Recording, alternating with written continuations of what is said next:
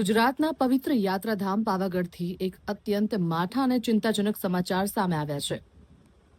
પંચમહાલ જિલ્લાના જગવિખ્યાત પાવાગઢ ડુંગર પર આજે વહેલી સવારે આશરે 5 વાગ્યાની આસપાસ પથ્થર ગબડવાની એક ગંભીર ઘટના સર્જાઈ છે.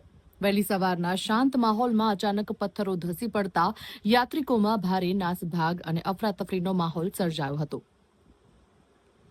પ્રાથમિક માહિતી મુજબ ડુંગર પરથી મોટા પથ્થરો ગબડવાને કારણે કેટલાક યાત્રિકો કાટમાળ નીચે દટાયા હતા.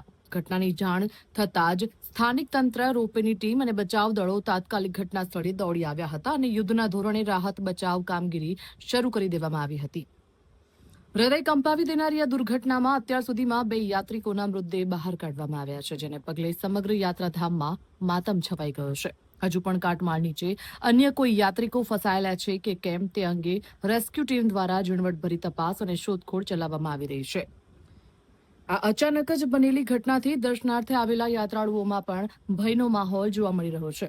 પથ્થરો કયા કારણોસર ગબડ્યા અને આ દુર્ઘટના પાછળ ચોક્કસ શું જવાબદાર છે તે અંગે ઉચ્ચ અધિકારીઓ દ્વારા તપાસના આદેશ આપી દેવામાં આવ્યા છે.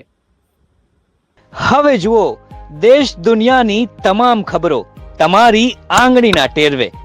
ઉઠાવો મોબાઈલ અને ગૂગલ પ્લે સ્ટોર પરથી ડાઉનલોડ કરો અમારી CN24 ન્યૂઝ મોબાઈલ એપ.